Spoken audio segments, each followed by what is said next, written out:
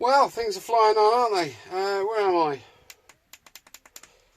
Is that on or off? It's off. Right, I'm episode 25, is it? Anyway, where are we so far? Well, yesterday I got the forks on. One of you guys, do beg my pardon. Beg your pardon. Cover that paint up, you said. Right, I have done. So I've got bubble wrap all round where it needs to be. I haven't done this top bit yet because I'm hoping to get the headlight binnacle on there tonight and get the wiring loom in situ. I'm just in the process of fitting the coil. What else have I done? Kickstarter's on, that's nice, lovely compression. What else have we done? Gear shift, that's on. I've done something else as well, but I can't remember what it was. Okay, what I'm doing at the moment is I'm just in the process of putting this crimp lug on there with my crimp tool. Essential purchase. What I'm going to do is these nuts with spring washers on the back that hold the coil in place. I am going to put a earth lug, that earth lug you just seen, through one of these bolts and then run it up into the headlight, and there'll be an extra earth system for everything, indicators, all the electrical components. I'm not relying on the chassis negative for the return 6 volts back to the battery. I'm going to put the earth system in, so it's fail safe, future safe. It's not going to promote rusting. You get corrosion, don't you, where you get that electrolysis sort of effect going on between frame and connectors where there's voltage going through it. Nah, none of that for me. I'm going to do it properly. Right, okay. Oh yes, I put the regulator in there. Voltage regulator, stabilizer, whatever you want to call it. Right, okay. I'm going to crack on. Super duper, man. Right, so far so good. What else have I done? I've actually introduced the wiring loom to the bike. Thus, there we go. I need to just flick through my earlier videos just to make sure that I've got the cables coming out in the right orientation, going through the right things. There's a right and a wrong way to put a wiring loom, isn't there? You'll connect it up, you put the tie wraps around the frame, and then there's a cable pinch somewhere and you need to take it out and do it again. It's just a pain in the backside. Right, what else do you need to know? I have fixed the bracketry holding on the battery tray itself. I have installed the tool tray down there and bolted it through with copper slip grease on the bolts. What else have I done? I've prepped the rear brake, the brake pin and the stand. All those holes are all greased up, ready to go. I can't do a lot with that until the front wheel's on and the bike is actually on its own wheels and off of that Stanley stand, because it's sort of pinched a bit there, isn't it? So oh yeah, put the condenser on. I'm using, that's the original, you can see the state of it. If it works, I get a spark, hey ho, brilliant, fantastic. I'll daub a bit of silver paint on there. Right, yeah, there's that earth lead off of the, where's my finger, off of the coil, and I've left it a decent length, either to go straight back to the negative on the battery or up to the headlight. Right, now let's concentrate on the battery. Obviously brand spanking new battery. I did have the old one somewhere, but you should have seen it, you know, 40-year-old battery, flippin' heck. Right, so what do? We remove the 3 filler plugs like so. There was a red bung on the vent hole on the rear. You remove that because as soon as you start putting the electrolyte in, which is in this bottle here, you get gases produced. So no more smoking in the shed, easy. Okay, sir. Right, be very, very careful. Gloves, eye protection. This is an acid-based fluid electrolyte, so it is very corrosive. Do not spill on anything else, etc, etc, blah blah blah. There's the overflow pipe in there and the battery terminal screws. Now, this little rubberized hose came with this kit, and this was like a long nipple, and I've been slicing off the plastic with me Stanley knife there, and there was no hole, and I've got literally down to there before a hole appeared. It was a bit, you know, it was a bit nasty really. And this pipe would not go over that because it's tapered and that's quite chunky there. I had to literally get me lighter out heat the rubber up over here somewhere and then pop it on. So I'm now going to introduce a zip tie or a tie wrap just around the base there to keep that on there, because the last thing you need when you invert this into those holes to fill those 3 holes up, the last thing you want is that pipe coming off there, because it will just be chaos, won't it? Right, I'm just going to put the camera up on the stand there so you guys can watch as I do this. I have done it so many times before. I know you shouldn't get complacent, but if you see me not wearing gloves, I'm sorry, okay? I have a big surplus of wet wipes there in case of an emergency. Right, zip tie, introduce the fluid, you fill up to the upper level on each of those 3 there, so each one will do 2 sails, I think. 1, 2, 3, 4, 5, 6, yeah, so that one will do those 2, that one will do the middle 2, and that one will do these end 2. After about 30 minutes, just gently tap the battery, both sides, all round the green. Just give it a good tap, because you get air bubbles in there, and you don't want the air bubbles in. So you tap that, get rid of the air bubbles, and the level might drop slightly, so you just top back up to the upper level. Okay, so once that's sorted out and you've got your fluid in there, then I think you leave it. Well, I like to leave the batteries for a good hour or so just to let them settle, and then I've got an electronic intelligent charger which will pick up that 6 volt, and it will charge that slowly overnight. Luckily I have vent holes in the shed, so that's all good, because you need a vented area really, because you've got that gas coming off there. Right, no more waffling. I'm going to stick you up in that cradle and we'll fill the battery up with acid. Right, let's get that battery full up. Yes, I've got eye protection on. Do not laugh, it is essential. Okay, I'm doing this freehand. Okay, I've filled it up a little bit already. I've left the lid closed. Normally it's a child-friendly lock. You can undo it to allow air in whilst the fluid comes out, but I found it's best to keep that locked and gently squeeze. So here we go. Can you see it from that way? So we'll put the pipe in the hole, and then we'll squeeze gently like so.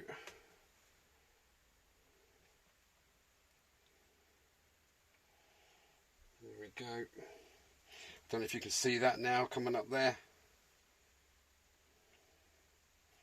It's making a funny old noise anyway.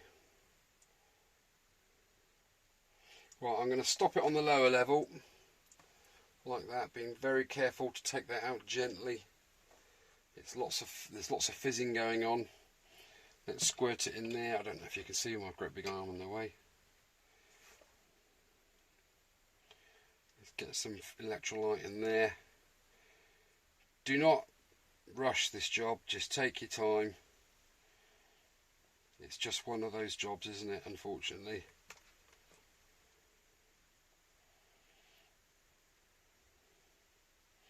It's making a nice old sound anyway. Let some air go back in before I squeeze it again. She cried.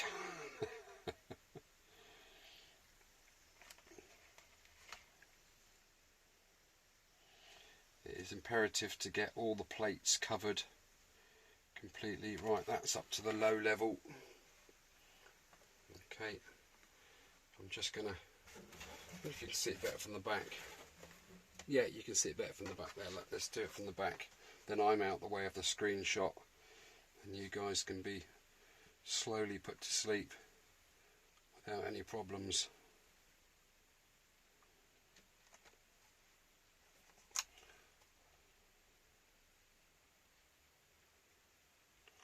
Here we go, that's filling up now.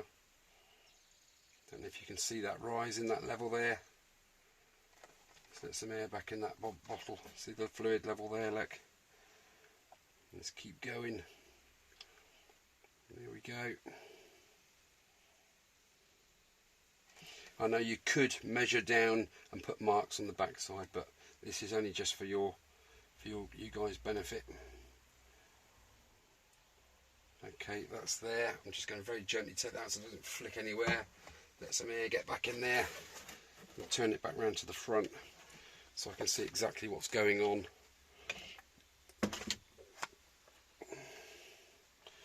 Let's just top that up to the high level mark, which is there for that first 2 cells. Let's top this one up. There we go.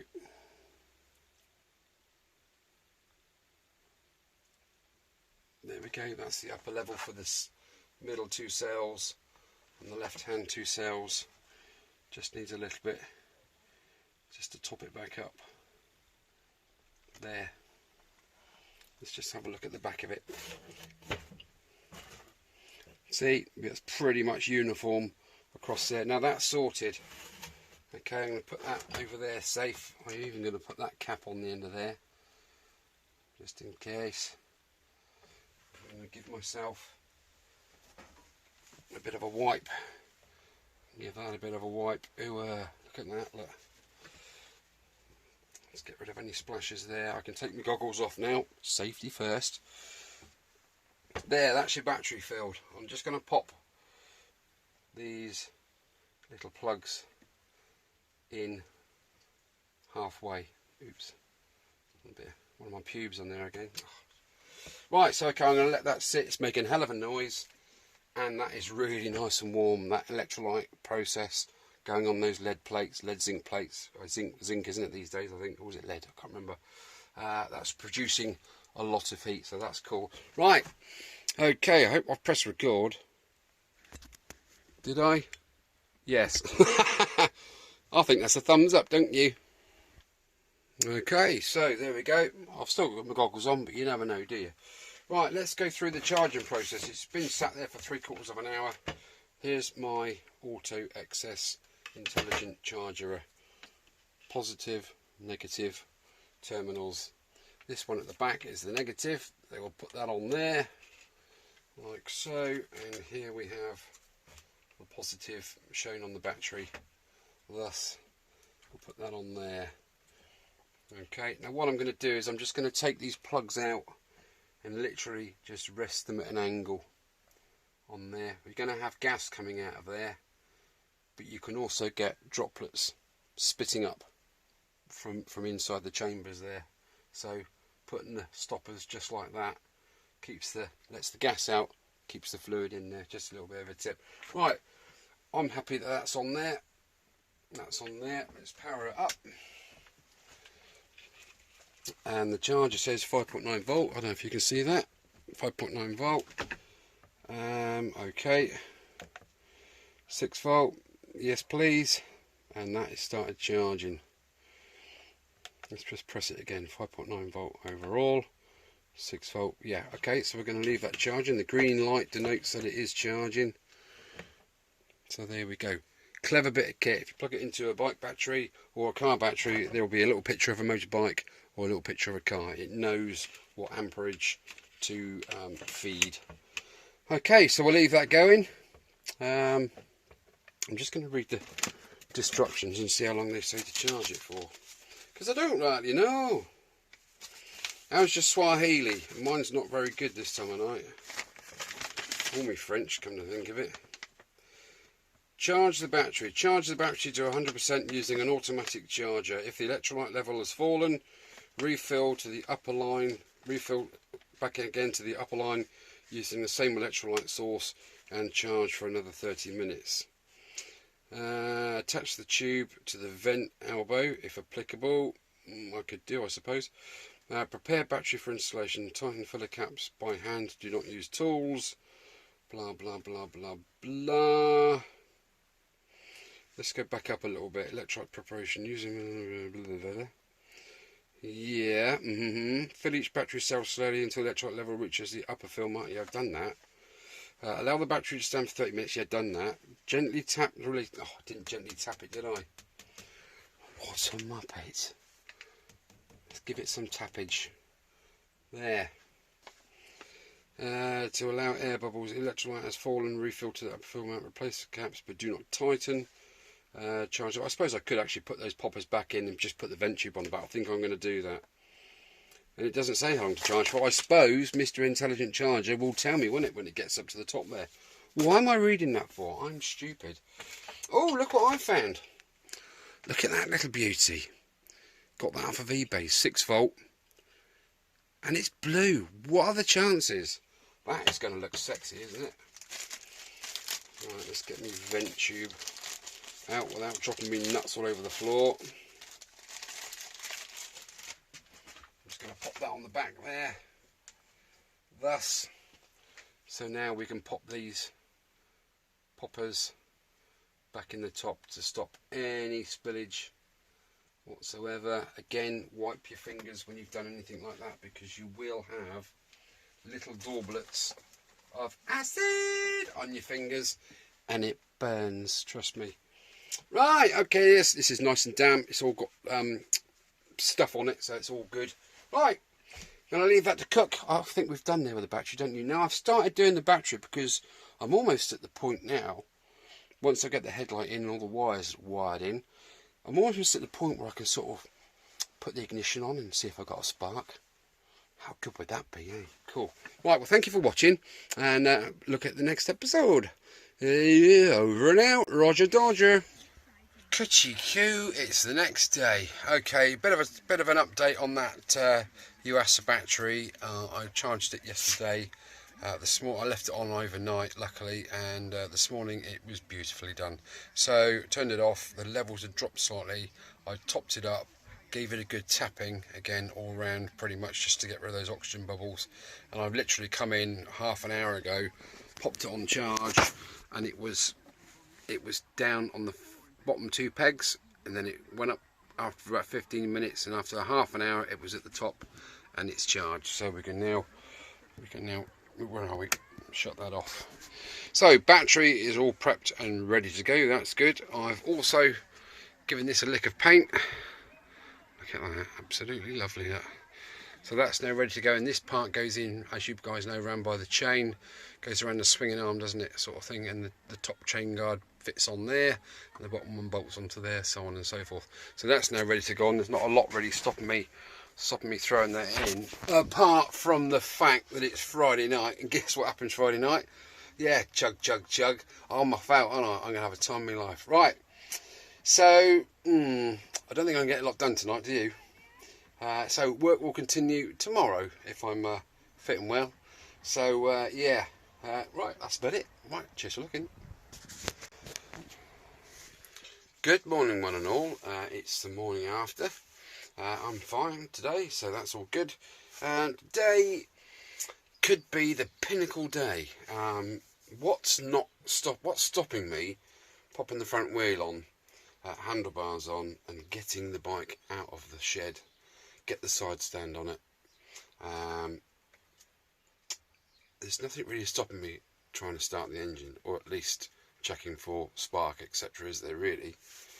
So I think today's the day we could actually see if this 46-year-old engine that hasn't turned in that time runs. Kind of exciting, isn't it? I didn't really know in my head when this day would come, but it's here. So let's crack on. Let's spend a couple of hours getting it to a rolling state, and then get it outside and see where we go from there. Right, time waits for no man. Let's get on. Right, when I'm wanting to get the bike out of the shed today on a rolling chassis, I was going to put the chain on, but then I realised that to put the chain on, you have to first put this cover in behind there, like so. There's a couple of little recesses, top and bottom, for the top and bottom engine bolts, but unfortunately, when mine stick out, it's fouling that. So what I'm going to do is I'm going to take the bolts out, turn them around and put them back in, so the nut's on the other side. Okay, so that's stumbling block number one, first of all. Oh, the chain is absolutely beautiful. I mean, look at that for a 46-year-old chain. It's stunning. You just see, that's proof, isn't it, that it's just been sat doing nothing. Can't wait to get that on. Well, I've had it on once, so I didn't look great. Then I thought, uh-oh, got to sort that out. So I'm going to be doing that in a bit. I'm not worrying about putting the outer cover on, because I need to get the clutch cable and all that sort of gubbins in there as well through that adjustable, where the cable comes through there. But I just wanted to get the chain on out of the way. I'm faffing around a little bit, to be honest. It's one of them mornings, isn't it? I can't find the front axle that I prepped with the spacer. I've got a spare front axle, but I haven't got a spacer. So I I really need to dig through this lot and find my flipping front axle that I've already done. I really should keep it all in one basket, shouldn't I? Never mind. I've got the ignition on, mounted to the frame now. I've used a couple of Honda M8 bolts to go through there, and on the other side is the bracket for the horn. Where are we? There. And what I've had to do is I've had to, where's my finger? I've had to re-drill this plate further up, because the holes are literally there and there. So I've had to drill holes there and there. So to get this little blue horny in position. Doesn't it look horny? Good, I mean. Right, so that's all done up, lock nutted and flat washed. Not lock nutted, spring washed. Right, okay. This little, see what I mean about putting things on in certain order. I could have put the chain on, put the clip on, got that all sorted out. Smile, smile, smile. Oh dear, I need to take it all back off again. It's one of them, isn't it? Right. I don't flipping know. Did I tell you I put the battery in? Look at that, gorgeous. I've put the where are we? The negative terminal on. That's all on in there. That's all lovely and bolted up. Focus. Don't focus then. I obviously haven't put the live terminal on the battery, because you will have ends sticking out of the wiring that could possibly be live. I don't want any earthing out or things going bang or welding themselves to the frame, do I, at this stage of the game? What else have I done? Bit of extra bonding. Bit of extra earth bonding there. Why isn't this focusing today? I've got a booger on it or something. Don't know. Anyway, there we go. That runs directly through to the battery, straight onto the frame, and this little cluster here, the cable comes through there, through that grommet there, from the rear mudguard rear light system wiring. So that will be the end.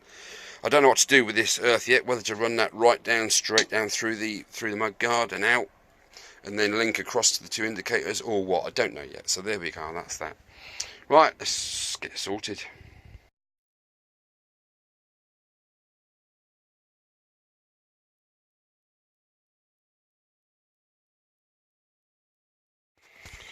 Okay, well the chain's in. I've reversed those bolts. Do you know what?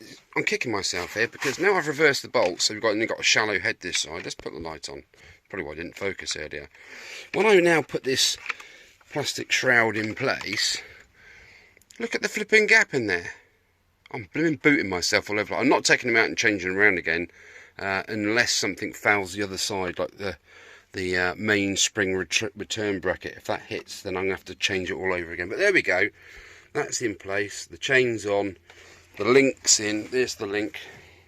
And obviously the U of the link faces forward. So it's, you know, sort of like that. Okay. So always put the link on that way. But you guys know this already. This is just for people that just don't. What I'm going to do before I put these chain guards on, when I've painted them, is I am going to give this lashings of sticky grease in underneath and on the top, just because it's going to be all enclosed. I don't want that going rusty over the years. So that's it. I've got the plastic shroud in the front there.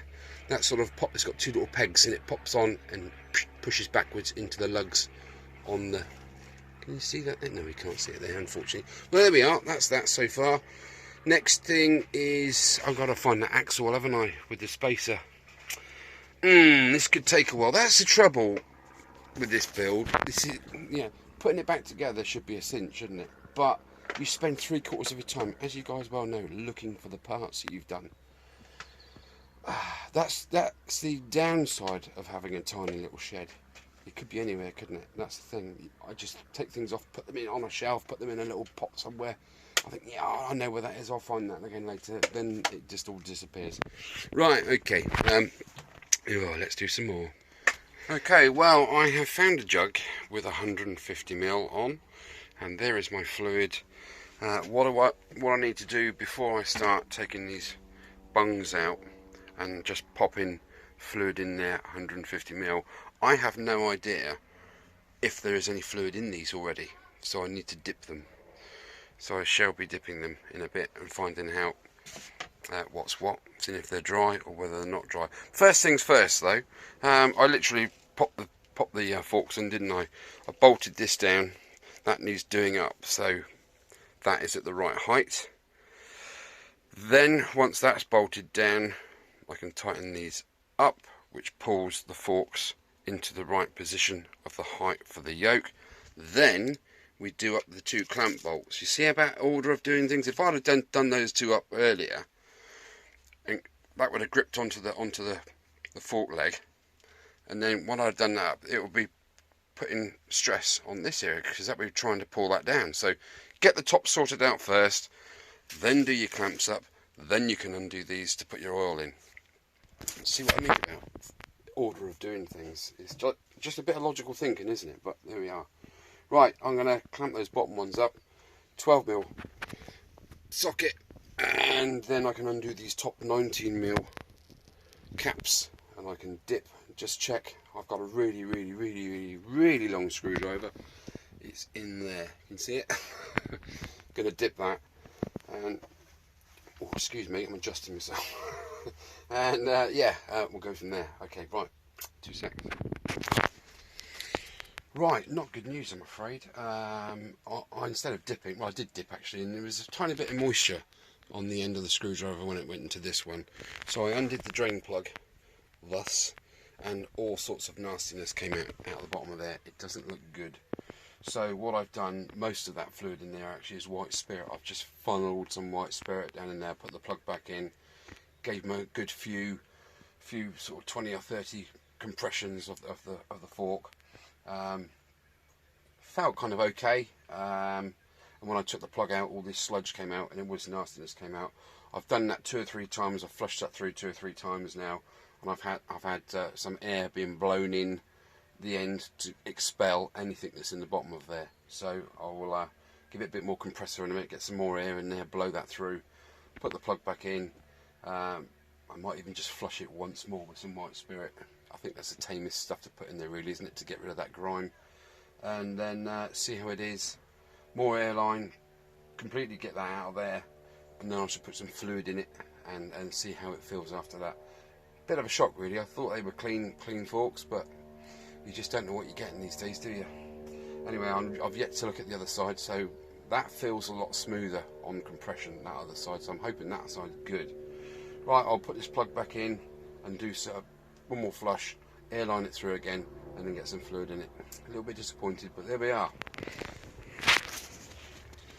Alright, here's the other fork. Let's see what nasties come out of this one.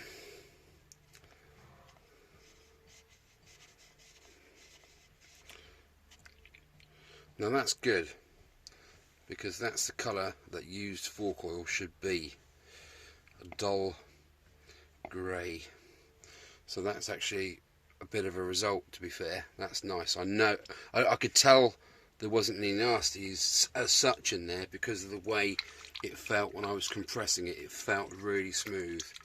So that's good. I'm just going to let that drain out for a little bit, and then I can pop the fresh fork oil straight back in there. Right, well that's good. I've cheered up a bit now. That's cool.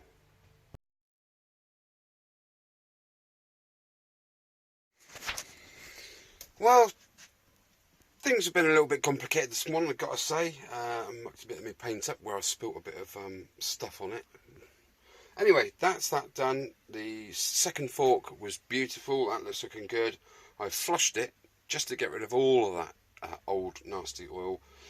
It's now just basically, I've got an absorbent material in that plug hole at the bottom there, and that's drawing out all the fluid that's left in there. And luckily, I've just been inside and under there in the reservoir. Okay, and then I found my spacer. I'd put it right in the fluid because that was, I should have videoed it to start with before it's just been on the band there on the belt sander. That was really skanky, so I have tried to tidy it up as best I can. So I am now going to use this axle.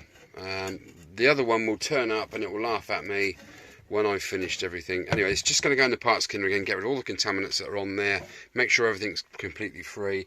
Then it's going to get tacked, hot air gunned, and then a bit of paint applied to it, just on, you know, just to make it look good. Not on the thread, obviously, but on the spacer there, it's going to look a bit more tidier. And I want it to look something like that one there, because that looks pretty much the same as that one did. Right, okay, a little bit more to do now. Then I can get the oil in that right hand fork, get the front wheel on, pop the handlebars on, and I should be able to get it off the stand and roll it out into the sunshine. Oh, can't wait. Right, well, I have found the spacer. There it is, and I have found the castellated nut. That's an old rear axle, it was on there.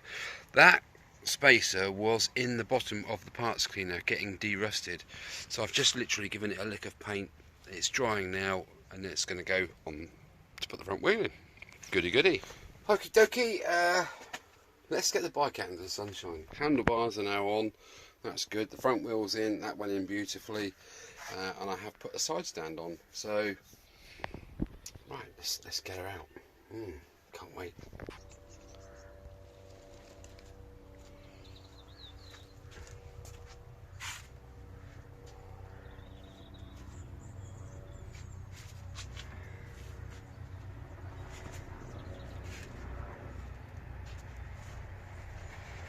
You think I'd make it easy for myself by tidying up first, wouldn't you? But no, not me.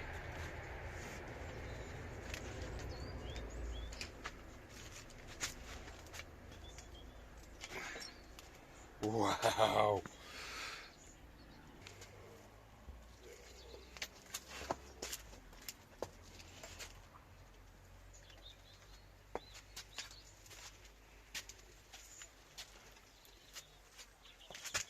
Ying, ying, ying.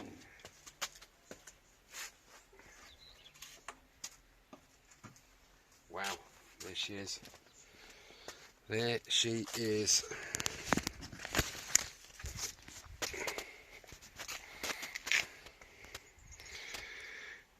Who put that bush there?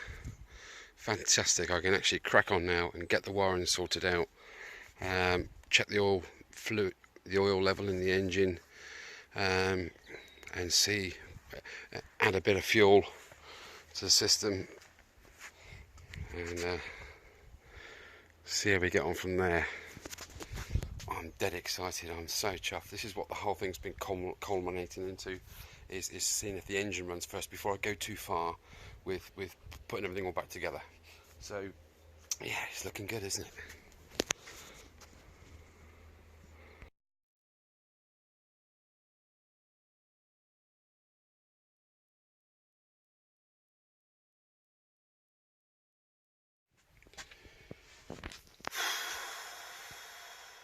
Boy, oh boy, oh boy, oh boy, oh boy, what an afternoon, what a day I've had.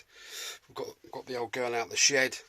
I've gone round everything with a fine tooth comb and lots of copper slip grease on them bolts. I've bolted everything up, the stands on, the main stands on, the springs on.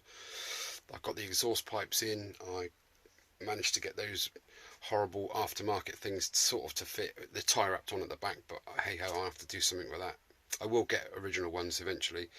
I got the electrical system kind of there, but I was getting no spark. Okay. Oh, just before we go outside in the daylight, I don't know if those of you remember my carburetor slider. Well, the clip was missing inside to hold the needle in. Now, never let it be said I am not ingenious. Look at that for a split pin fix. Right. Anyway, story so far. Here she is.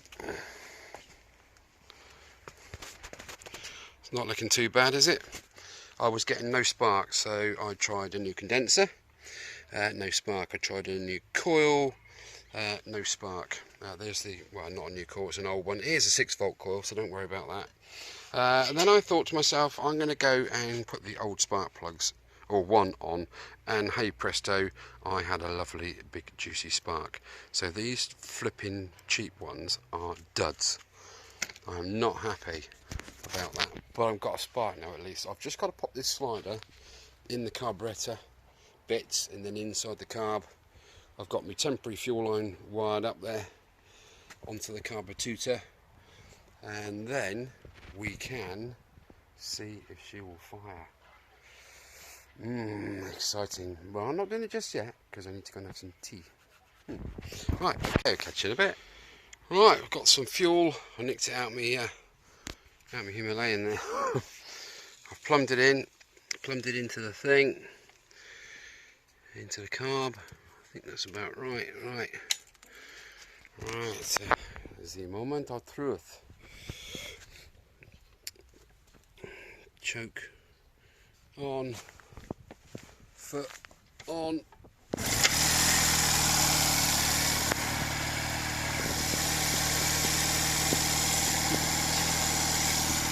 Whoa, look at this smile. I kicked it over a good few times to get the oil going before I put the plugs back in and on and all that kind of thing. But whoa, it's so quiet, I can't hardly hear the thing.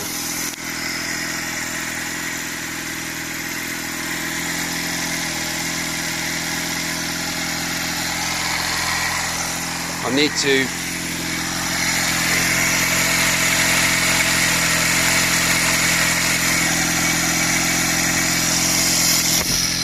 just give that a bit of a tweak, I think, whilst it's running. That's the only downside is having an old kickstart bike. You know, when you start tweaking things, perhaps it will stall or it will stop, and then you have to go around the other side, kick it over again, set it back to how it was. A bit of a faff, isn't it? But wow, that sounds beautiful, doesn't it? No smoke out the rear or nothing.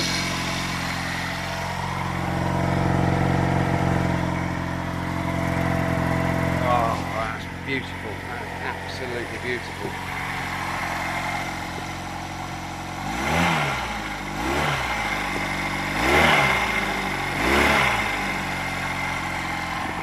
Well, that's ace. What can I say, guys? Oh God, I am so chuffed. I am so flipping chuffed to pieces. That is just awesome, isn't it? Oh, right, that means I can carry on now and put it back together properly, I suppose, isn't it? I've got to get the front wheel, back off again. I've got to put the brake actuating arms back on, but you can't just tap them on because you'll push the pin in on the inside of the drum. So, oh, so much to do. But whoa, I'm just so pleased. No puddles of oil anywhere. No leakages. That gasket seems to be holding all right. Whoa, magnificent. There's the coil. I'll put the coil on there eventually because the cables are so flipping. Look how short that cable is compared to the old one. The old one's like this, so it was over on the front stud over there. But no, I've just sat it on that stud there. That's fine. Torqued it back down. So jobs are good. And now the coil's fantastic. Yes, beautiful. I can't believe them blooming plugs. Wasn't getting a spark from them, but there we go. I've wasted half a day trying to go through all the electrical system again and again and again, seeing what I'd done wrong, see if anything was broken. I didn't know that the bike worked, you know, when it was stored up. So it could have been anything, couldn't it? Anyway, I hope you're as pleased as I am with that, because I'm going to start up again. Let's have a go. In my hand. Flipping heck. I hardly pushed that kickstart. Okay, so we try and put the choke off a bit there. As soon as the choke's off, doesn't like it. So that says to me that there's more air getting in than there should be. So I'm going to take this carb back off. I've put a new O-ring in there, and it's quite a fat one. And perhaps it's kinked or something, because that's letting in too much air, isn't it? It's got to have the choke on to be equal. Obviously when you put the choke on, it cuts off the airflow almost. There's a little tiny flap that opens up, and so it sort of enriches the mixture to start the bike going in cold conditions and whatnot. And then when you put the choke off, you open up the valve to the air cleaner and big air goes in, and that's how it should run. But to me, that's saying to me that there is an air leak there. Air's getting in at the manifold there. So that's not a difficult fix, is it? That's easy enough to do. Oh, it's looking good. I'm happy. I'm going to get the electric. I'm going to run all this new earth system right through, start to finish. So it should be okay. I'm going to order a couple of plugs from Mr. Honda, not off of eBay. That was just rubbish, wasn't it? Anyway, pleased as punch, I might treat myself to a nice glass of wine later. Well, thanks for watching, guys. That's enough for today, this episode. I will keep you posted in more episodes as the bike goes back together completely. That's a big thumbs up. Thanks for watching.